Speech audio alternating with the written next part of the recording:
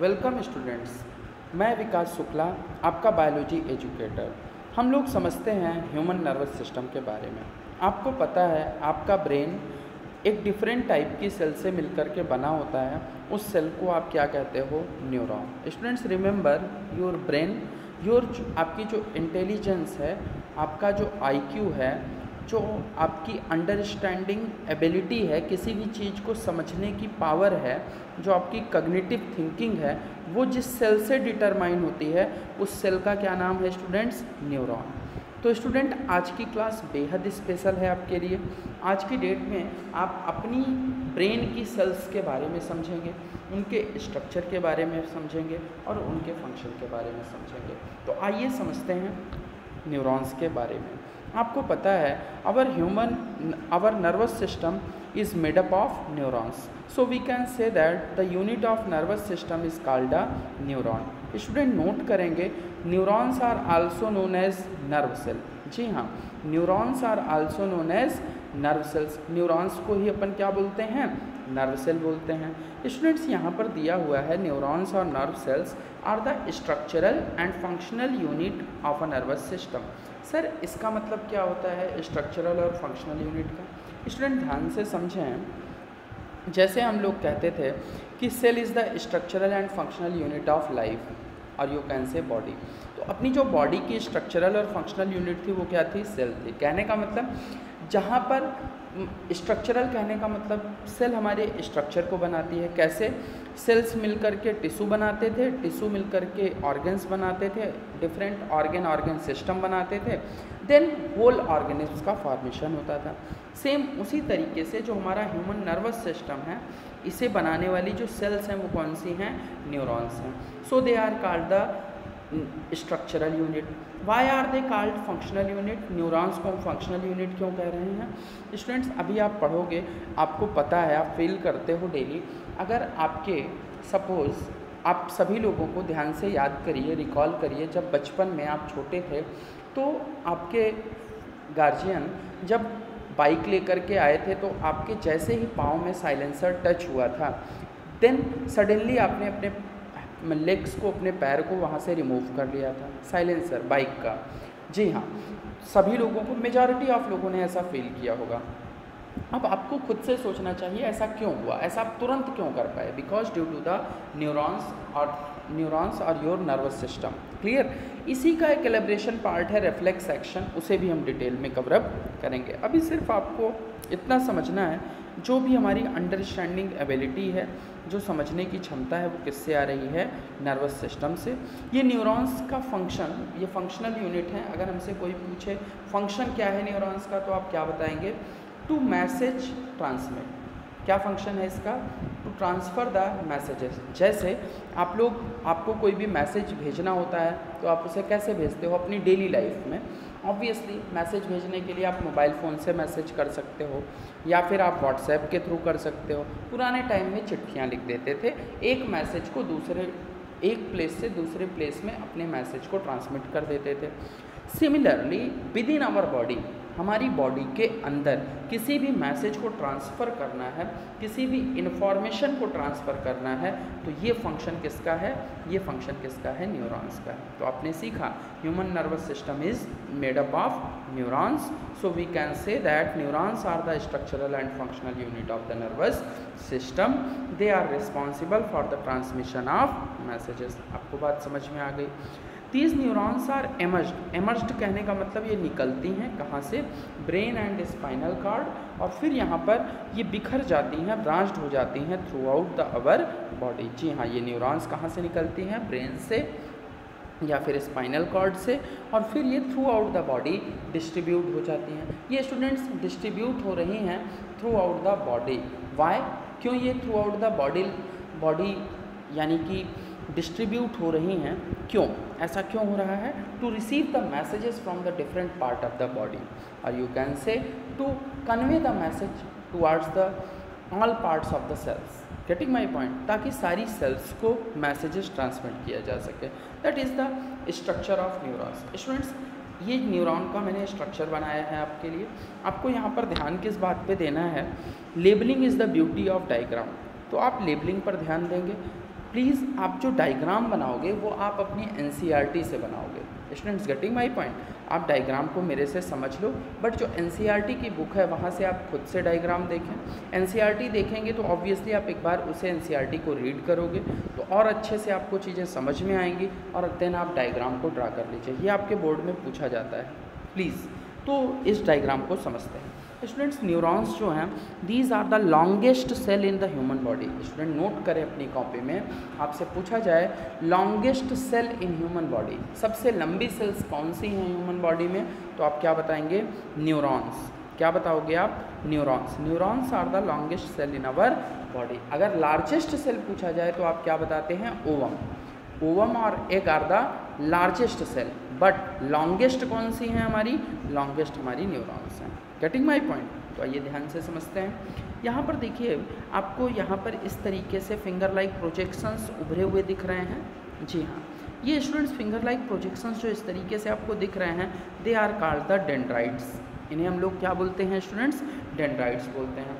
जो finger like projections बाहर की तरफ निकले हुए हैं, कहाँ पर?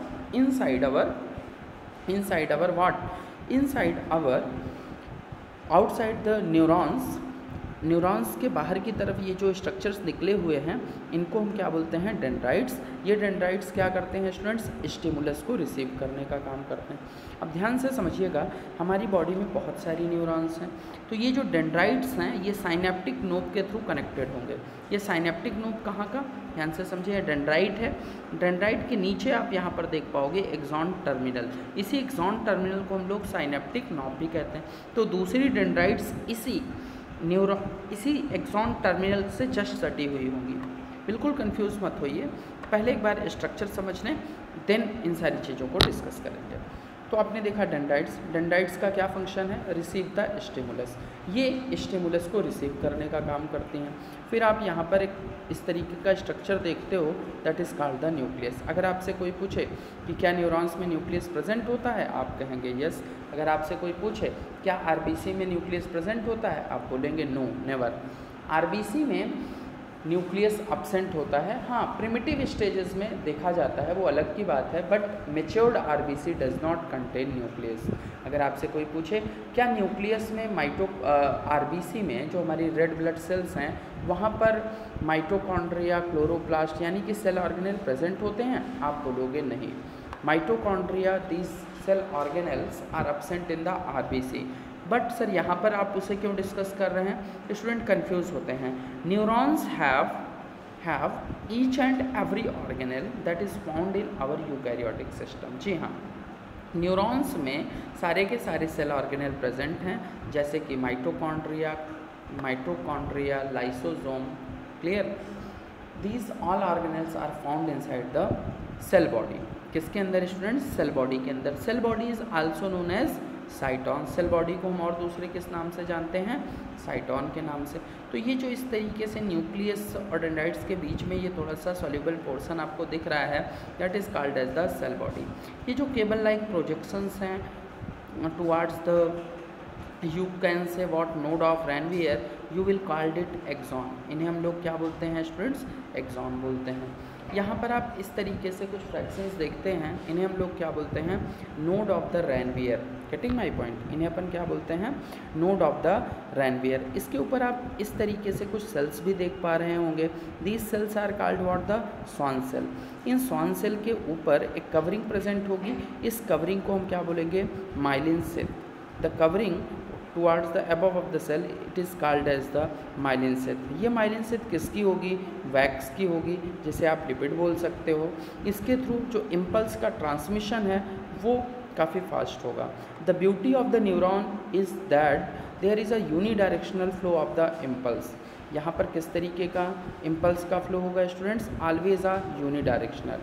दी unidirectional flow of the impulse is the beauty of neuron. Is it clear? तो प्लीज़ एक बार एनसीईआरटी से देखें इस डायग्राम को, एनसीईआरटी रीड करें और अपनी कॉपी में एनसीईआरटी के थ्रू डायग्राम ड्रा करें। Clear? That is the structure of neuron. Students, उन्हीं पॉइंट्स को जो भी हमने ऊपर डिस्कस किया है, व्हाट इज़ सेल बॉडी। कई बार आपके बोर्ड में पूछा जाता है कि सेल बॉडी क्या है। तो cell body it is what, it is also known as the cyton, it is the main part of our neuron. अगर हम बात करें जितने भी बॉडी के नेसेसरी कंपोनेंट्स हैं हमारी सेल्स के, वो सारे के सारे कहाँ पर प्रेजेंट हैं, सेल बॉडी के।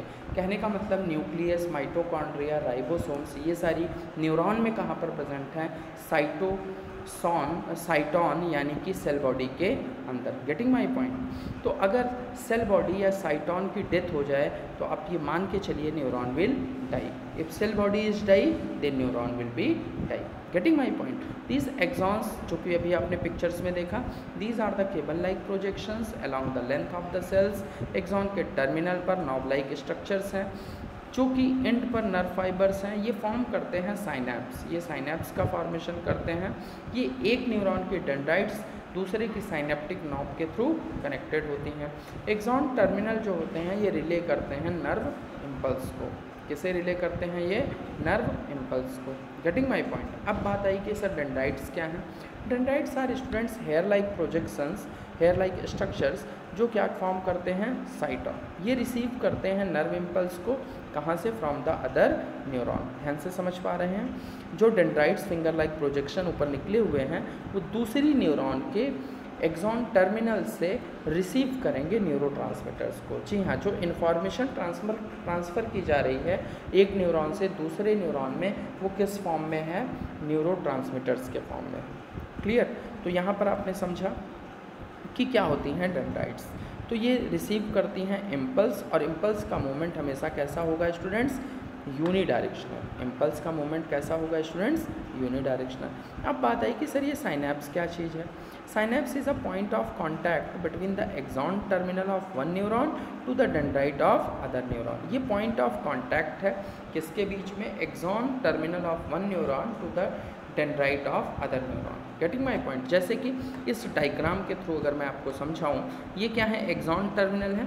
इसी एक्सॉन टर्मिनल यहाँ पर क्या, मैंने दूसरी न्यूरॉन नहीं बनाई है, लेकिन हमारी बॉडी में एक दूसरी न्यूरॉन भी प्रेजेंट होगी। जी हाँ, सपोज ये फर्स्ट न्यूरॉन का एक्सॉन टर्मिनल है और दूसरी तरफ ये जो दूसरी न्यूरॉन होगी उसका ये डेंड्राइट का पोर्शन। जी हाँ, इसे आप इमेजिन करिए कि ये जो डेंड्राइट है, सपोज ये डेंड्राइट यहाँ पर हो, एक्सॉन टर्मिनल के नीचे जो दूसरी न्यूरॉन होगी वो यहाँ पर भी क्या होगा, डेंड्राइट्स प्रेजेंट होंगे। तो जो गैप है, जो पॉइंट ऑफ कांटेक्ट है between the axon terminal and the dendrites is called as the synapse. I hope आपको सारे पॉइंट समझ में आए हैं। प्लीज़ वीडियो को शेयर करें, लाइक करें, और एक बार एनसीईआरटी से ज़रूर रीड करें, और डायग्राम आप एनसीईआरटी से ही बनाएं। Thanks students.